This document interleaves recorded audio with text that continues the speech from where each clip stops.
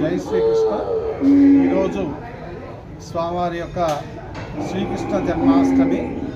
ఈరోజు సాయంత్రం 5 గంటలకు రోహిణీ నక్షత్రం ప్రవేశిస్తోంది. ఈరోజు రాత్రికి శ్రీకృష్ణ భగవానుడు జన్మించినటువంటి నక్షత్రంతో కూడిన తిథి కూడా కలిసి వచ్చింది.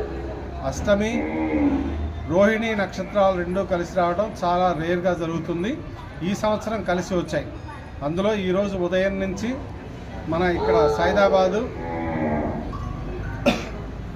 భూలక్ష్మి గోశాల ఆధ్వర్యంలో నిర్వహిస్తున్న శ్రీకృష్ణుని యొక్క మందిరం ఉన్నది. ఈ మందిరం చుట్టూ కూడా దాదాపు 100 గోవులు గోశాల నిర్వహణ జరుగుతోంది. ఈ యొక్క గోశాల మొత్తం కూడా సంఘ పరివార క్షేత్రాల ఆధ్వర్యంలో నిర్వహించబడుతున్న ఈ గోశాలలో గోవుల్ని